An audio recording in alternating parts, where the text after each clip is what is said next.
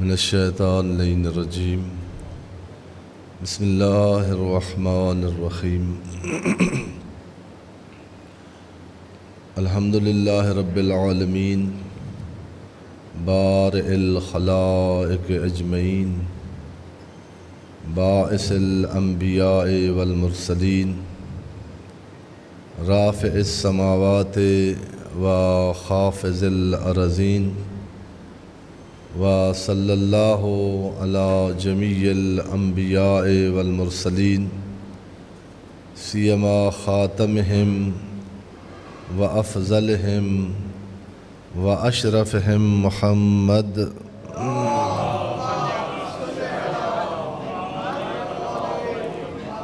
وعلی آلہ الاطیبین الانجمین لا سیما بقیت اللہ فی العالمین والارضین واللعنۃ الدائمۃ علی اعدائہم اجمعین من الآن الی قیام یوم الدین اوصیکم نفسی و عباد اللہ بتقوی اللہ اتقوا اللہ فإن خیر الزاد التقوی۔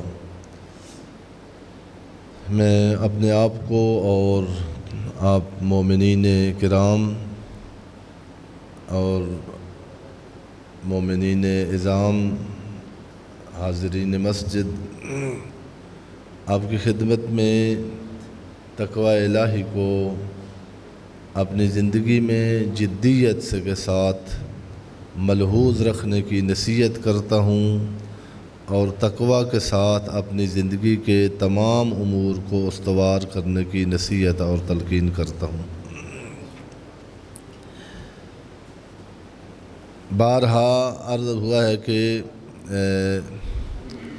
جب تک کسی چیز کی ضرورت انسان کو احساس نہیں ہوتی اس وقت تک اس کو انسان جدیت کے ساتھ نہیں اپناتا۔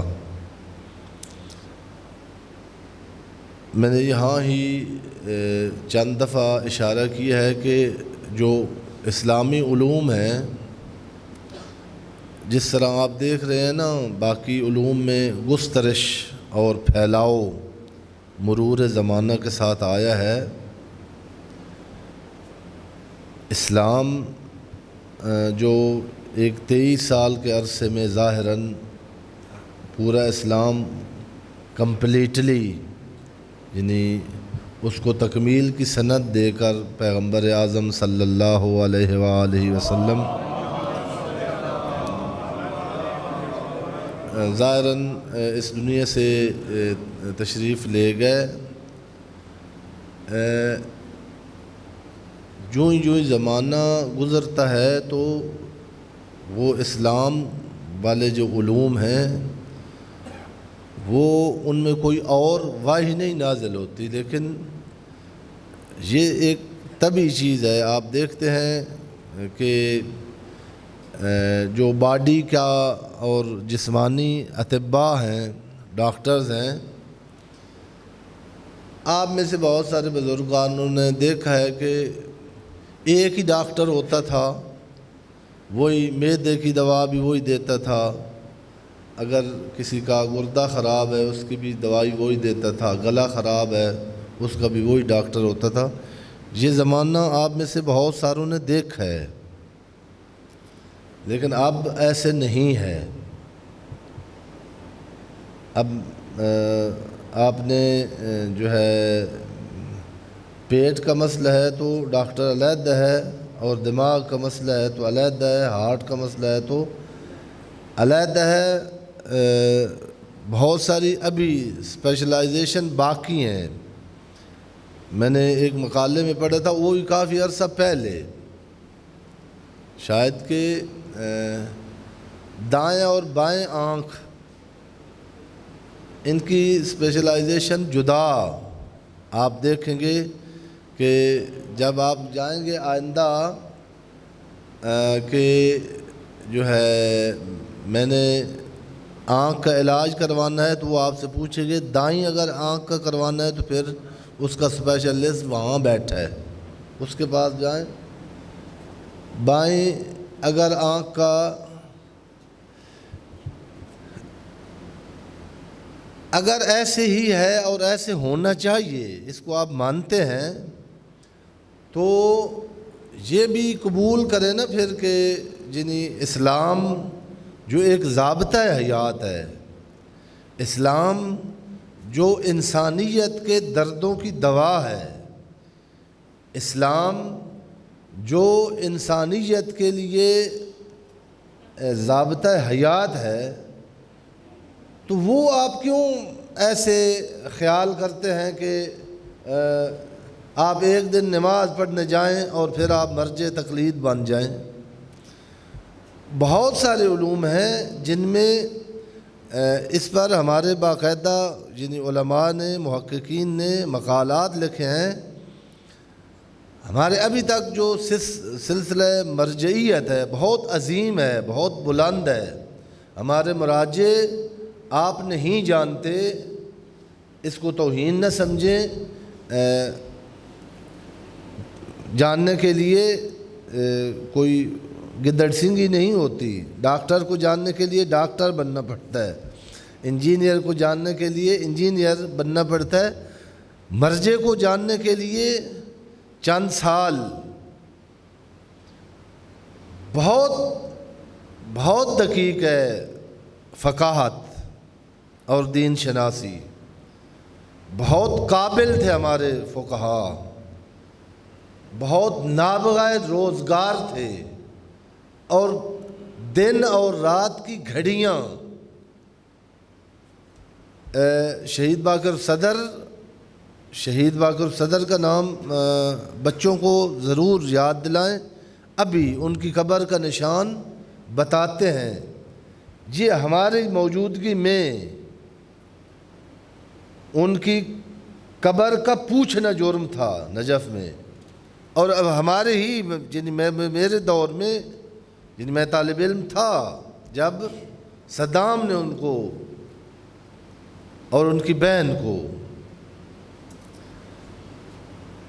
ان کی آنکھوں کے سامنے، بعض جو سپاہی تھے وہاں انہوں نے بعد میں نقل کیا ہے کہ چند مرتبہ شہید کو گرفتار کیا، صدام نے کروایا، اور ان کی بہن جا کر روضہ جناب علی ابن ابی طالب علیہ السلام پر داد اور فریاد کرتی تھی کہ میرے بھائی کو بے گناہ ظالم نے گرفتار کر لیا اور اس کی جان کو خطرہ ہے.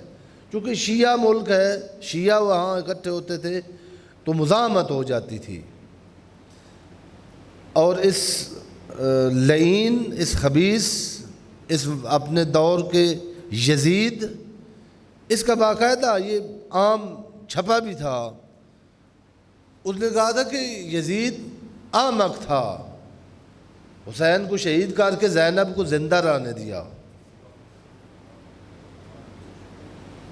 میں یہ کام نہیں کروں گا.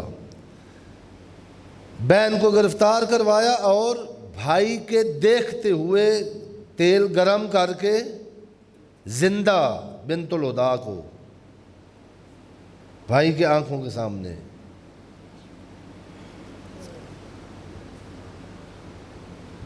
قبر نہیں تھی دونوں بہن بھائی کی معلوم. بنت الہدا کون تھی؟ صرف اس کو بھی ایک دو تصانیف ہیں جو ان کی صلاحیتوں کا کچھ اندازہ کرنا ہو تو خود اجتہاد کے درجے پر فائز تھیں بنت الہدا. اور یہ میں بات کرنی تھی کہ ایک چیز، ایک سبجیکٹ ہے اسلامیات کے اندر، اس کا بتانا تھا. تو کتنا دقیق ہے اور کتنا ایک فقیہ بننے کے لیے ان کے بارے میں ان کی زوجہ انہوں نے بتایا کہ جب ان کے آخری ایام تھے، جس کے بعد ان کو گرفتار کیا اور پھر نہیں چھوڑا، شہید کر دیا تھا. جوان تھے، 47 ان کی ایج تھی. اس ایج میں شہید کر دیے گئے ہیں. بینکنگ پر ان کی کتاب ہے، بینکنگ پر البنک لا ربویہ، انہوں نے بے سود، سود سے پاک بینکاری سسٹم وہ لکھ کے دے گئے ہیں۔ ابھی تک ایران میں ان کے نظریے پر عمل کرنے کے لیے محققین کو مسئلہ بنا ہوا ہے جو وہ لکھ کے گئے ہیں۔ اقتصاد ان کی کتاب تھی، اکنامکس، اس پر ان کا نظریہ ہے۔ فقہ اور اصول میں تو ان کی 20 کتب ہیں۔ آیت اللہ خوئی کا جنہوں نے نام سنا ہوا ہے، خوئی کا انٹرویو ہوا تھا ان کی شہادت کے بعد۔ خوئی بہت نابغہ روزگار مجتہد گزرے ہیں، یہ موجودہ وسیستانی اور ان سب کے استاد ہیں خوئی۔ ان سے پوچھنے والے نے پوچھا کہ آپ کو کوئی کتاب یا کوئی سبجیکٹ مشکل لگا ہے، پڑھنے میں دقت ہوئی ہو؟ انہوں نے فرمایا مجھ پر اللہ کا بحق معصومین علیہ الصلوۃ والسلام خصوصی کرم ہے، جس کو میں نے اسلام کی ضرورت سمجھ کر پڑھا ہے، ساتھ ائمہ سے توسل کرتا ہوں، اللہ نے میری مدد کی ہے اور وہ مسائل میرے لیے حل ہوتے گئے ہیں۔ ایک کتاب انہوں نے کہا میں نے زندگی میں جب اٹھائی ہے تو میرا سر چکرایا ہے، وہ میرے شاگرد شہید باقر صدر کی کتاب ہے۔ لاجک پر ان کی کتاب تھی، شہید باقر صدر کی۔ ان کے استاد کہہ رہے ہیں کہ میں نے کسی علم کی کوئی کتاب بھی اٹھائی ہے مجھے مشکل نہیں پیش آئی، اتنی دقت اور گہرائی تھی اس کتاب میں کہ جب اس کو اٹھا کے پڑھنے کی کوشش کی ہے میرا سر چکرایا ہے۔ وہ شہید باقر صدر ان کی اہلیہ فرماتی ہیں کہ آخر ایج میں 3 گھنٹے وہ سوتے تھے۔ 47 سال کی ایج بڑھاپا نہیں ہوتا۔ 47 سال کے بندہ اگر صحت مند ہو، جوان، تو اس کو 7-8 گھنٹے سونے کی ضرورت ہوتی ہے۔ اور فرما رہے آخری دنوں میں مجھے یاد ہے کہ مجھے کہا تھا کہ بچوں کو میرے کمرے میں نہیں آنے دینا، لکھنے میں مصروف تھے۔ آ کے میرا ناشتہ لے آنا ہے یا دوپہر کا کھانا لے آنا ہے تو مجھے کچھ کہنا نہیں ہے، رکھ کے چلے جانا ہے۔ وہ فرما رہی ہیں کہ جن دنوں میں گرفتار ہوئے ہیں یہ آخری دنوں کی بات ہے کہ میں ناشتہ رکھ کے آئی ہوں، جب دوپہر کا کھانا لے کے گئی ہوں تو وہ ناشتہ وہیں پڑا تھا ایسے کا تیسا، اور وہ لکھ رہے تھے۔ جب شام کا کھانا لے کے گئی ہوں تو دوپہر والا کھانا اسی طرح پڑا تھا اور وہ لکھ رہے تھے۔ یہ جو اسپیشلائزیشن ہے اسلامیات کی، ایک علم ہے جو بہت کم متعارف بھی ہے، حوضوں میں بھی نہیں، رائج نہیں ہے، ابھی تک رواج نہیں ہے، اس کا نام ہے علم سیر و سلوک۔ علم اخلاقیات کا ایک ذیلی منازل سیر و سلوک، یعنی بندے نے اللہ کی طرف سفر کرتے ہوئے جن منازل کو طے کرنا ہے وہ منازل کیا ہیں۔ بہت سارے علوم ہیں جن میں اہل سنت، اس کی جو کتاب ہمارے بزرگان نے پڑھائی ہے باقاعدہ حوزے میں اس علم کی، وہ اس کے مصنف ایک اہل سنت عالم ہیں، خواجہ عبداللہ انصاری، جو افغانستان کے ہیں۔ اب ان کی قبر ہے، اور جیسے پاکستان میں بعض مزاروں پر لوگ جا کر قائل ہیں کہ وہاں دعائیں قبول ہوتی ہیں، ان کی باقاعدہ اسی طرح مزار ہے اور لوگ جاتے ہیں۔ میں یہ کہنا چاہتا تھا کہ اس سیر و سلوک والے علم میں ایک بات ہے کہ پہلی منزل انسان نے کون سی طے کرنی ہے۔ یہاں سے آپ نے کراچی جانا ہے تو بہت سارے ان کو پتہ ہے کہ جب لاہور سے نکلیں گے تو پہلے یہ منزل آئے گی، پھر یہ آئے گی، پھر یہ آئے گی۔ اللہ کی طرف جو سفر ہے وہ زمینی نہیں ہے، زمانی بھی نہیں ہے، وہ انسان کے اندر منزلیں طے ہوتی ہیں، قد نہیں بڑھ جاتا۔ پیغمبر جب معراج پر گئے تھے تو ان کا قد اتنا ہی رہا ہے جتنا تھا۔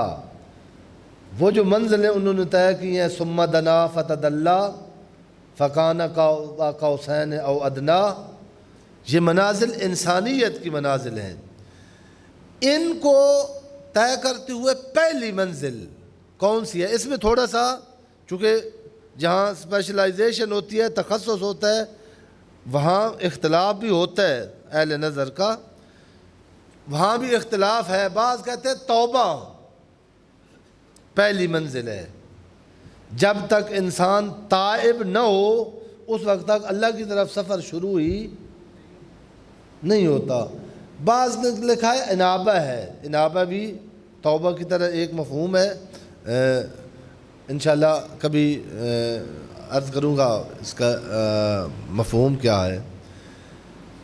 جو ہمارے استاد مکرم بھی ہیں اور بہت اسی علم میں جن نے بہت کام کیا ہے، انہوں نے فرمایا ہے کہ توبہ اور انابہ سے بھی پہلے ایک چیز ضروری ہے سالک اللہ کے لیے، وہ ہے یقظہ۔ یہ قاف دو نقطوں والی زوئے، یقظہ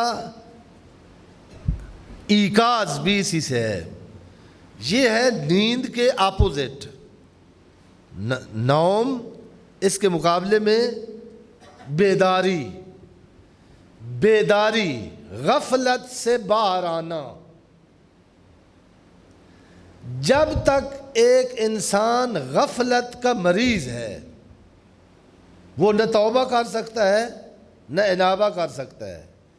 پہلے غفلت سے باہر آئے، پہلے اس کی آنکھ کھلے، پہلے اس کے اپنے عمل سے اس کی آنکھوں کے سامنے لٹکا ہوا پردہ وہ اٹھے اور اس کے گھر کو لگی ہوئی آگ اس کو نظر آئے،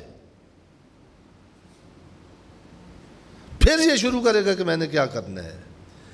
بہت بڑی اس علم میں ان کے نزدیک سب سے بڑی خطرناک جو مرض ہے روحانی امراض میں، نفسانی امراض میں، انسانی امراض میں، اس کا نام غفلت ہے۔ اور قرآن مجید نے بڑا رونا رویا ہے۔ غافل کہتے اس کو کہیں کہ ایک آدمی جس کو درد ہو رہا ہے، میں نے بارہا عرض کیا ہے، وہ ضرور کسی نہ کسی وقت اٹھ کے ڈاکٹر اور طبیب کی طرف رجوع کرے گا، نہیں کرے گا کوئی دوا کرے گا۔ لیکن جس کے جسم پر آگ لگا دی گئی ہے اور ادھر اس کو ذہن اس کا نشے آور چیز ملا کے سلا دیا ہے۔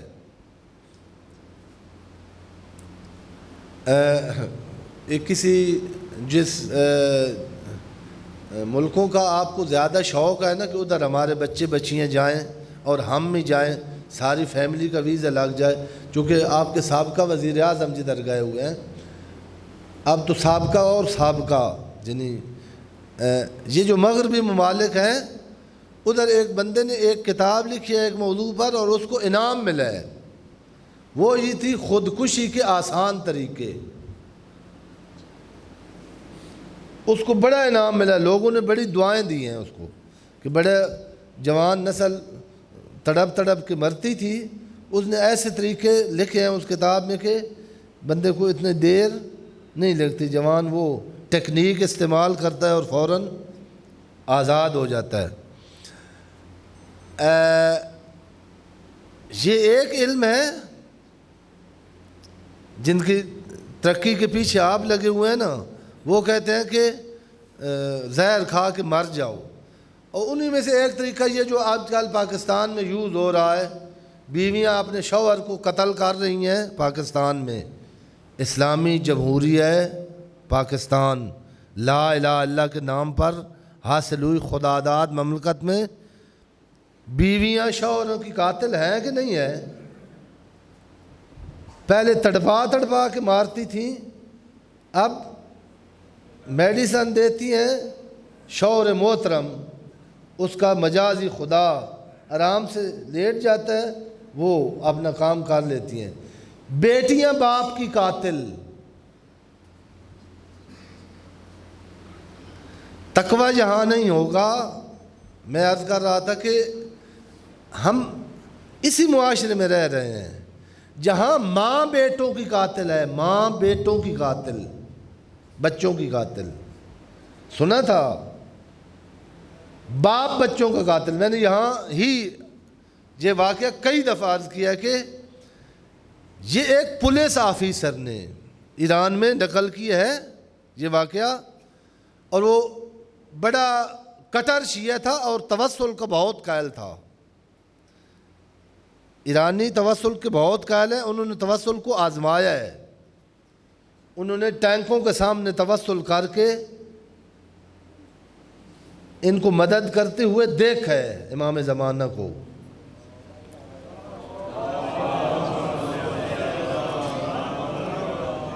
وہ کہتا ہے قتل ہو گیا تہران میں، بیوی قتل ہو گئی اور شوہر اپنی زلفیں پریشان کر کے ماتم کرتا ہوا آ گیا کہ میری بیوی رات کو کسی نے اس کا گلا کاٹ دیا ہے۔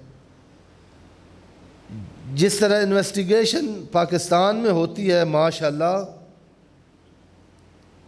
چیف جسٹس زندہ باد تھے، ہمارے سارے ادارے زندہ باد، اتنی تیز، چھوٹے چھوٹے ملک ہیں، آپ جائیں منٹوں میں۔ میں وہاں تھا، خودکش دھماکہ ہوا تھا شیراز کی مسجد میں، ایک دن مغرب کو ہوا ہے، دوسرے دن عصر کو وہ خودکش دھماکہ کرنے والی جو پوری ٹیم تھی ان کو گرفتار کر کے دوسرے دن مغرب سے پہلے انہوں نے پھانسی پر لٹکایا تھا، جاتے ہوں کو بازار سے پکڑا تھا۔ اس کو اب ایک ریڈ لائن تھی ان کے لیے کہ قاتل پکڑو، آپ کس لیے آپ تنخواہ لے رہے ہیں؟ قتل ہو گیا گھر میں، تو کہتا ہے ہم مارے پھر رہے تھے، انہوں نے ہمیں وقت دیا ہوا تھا کہ اتنے ٹائم میں اگر قاتل آپ نے پکڑ لیا ٹھیک، ورنہ جاؤ بیلٹ اتارو گھر بیٹھو۔ آپ کو جرائم کو روکنے کے لیے آپ کو تنخواہ دے رہے ہیں، جب آپ کو مجرم کا ہی نہیں پتہ چلنا تو آپ ادھر کیا کر رہے ہو؟ کہتا ہے میں آخری جو ایک رزق تھی میں قم آیا۔ لطف کی بات یہ کہ ایک دن درمیان میں گزرا اور دوسرے دن پھر وہ آ گیا کہ میرے 3 چھوٹے چھوٹے بچے وہ بھی قتل ہو گئے ہیں، ان کا گلا کاٹ دیا کسی نے۔ ایک دن ماں کا گلا رات کو کٹ گیا، دوسرے دن 3 چھوٹے بچوں کا، اور مدعی وہی زلف پریشان والا باپ۔ کہتا ہے میں نے آ کے بی بی کے روضے میں آخری چند گھنٹے رہ گئے تھے ہماری ملازمت کو جو وارننگ دی ہوئی تھی انہوں نے، میں نے بی بی کے حرم سے لپٹ کر التجا کی، توسل کیا کہ بی بی میں چھوٹے چھوٹے بچے ہیں، میری ملازمت کا مسئلہ ہے، میں نے پوری کوشش کی ہے، مجھے کوئی قاتل کی سمجھ نہیں آ رہی، میری کوئی مشکل کا حل اللہ کے سامنے میری شفاعت کریں کہ میری مشکل حل ہو۔ کہتے جب گیا تو مدعی صاحب تھانے آئے ہوئے تھے خود، انہوں نے کہا مجھے مار دو، میں اپنی بیوی اور بچوں کا قاتل ہوں۔ اپنے ہاتھوں کے ساتھ چھوٹے چھوٹے بچے میں نے ذبح کیے ہیں۔ کہا کیوں؟ کہا جب بینک میں جاب کرتا ہوں ادارے میں، وہاں ایک صاحبہ آتی ہیں، وہ مجھے اچھی لگتی تھیں، جب شادی کی بات ہوئی تو انہوں نے کہا کہ یہ بیوی والی رکاوٹ نہیں ہونی چاہیے تھی۔ میں نے کہا سر نہیں ہوگی کل، اس کا گلا کاٹ دیا۔ جب کاٹ کے پھر آپ انویسٹیگیشن میں لگے ہوئے تھے، میں نے فون کیا کہ رکاوٹ دور ہو گئی ہے آؤ، اس نے کہا نہیں بچے ڈسٹرب کرتے ہیں ان کو ہٹاؤ۔ یہ کام کوئی حیوان نہیں کرتا شہوت کی وجہ سے، یہ صرف جب تقویٰ سے زندگی باہر ہو جائے تو پھر یہ معاشرے کی حالت ہوتی ہے، یہ کلچر کی حالت ہوتی ہے، اور ہم ان مشکلات سے گزر رہے ہیں۔ اولاد ماں باپ کے لیے باعث سکون ہوتی ہے، اللہ نے کہا ہے لیکن اس وقت اولاد اور ازواج ہی وہ مشکل بنی ہوئی ہے ہمارے معاشرے کی۔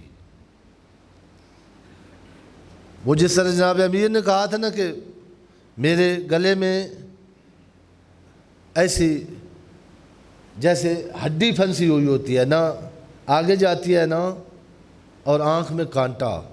اللہ کی دی ہوئی نعمتیں وہ ہماری آنکھ کا کانٹا اور گلے میں پھنسی ہوئی ہڈی بن گئی، اس وجہ سے کہ ہمارے معاشرے سے تقوی والی زندگی ختم ہو گئی ہے۔ خداوند عالم ہمیں با تقوی زندگی گزارنے کی توفیق مرحمت فرمائے۔ بسم اللہ الرحمن الرحیم۔ والعصر ان الانسان لفی خسر الا الذین آمنوا وعملوا الصالحات وتواصوا بالحق وتواصوا بالصبر۔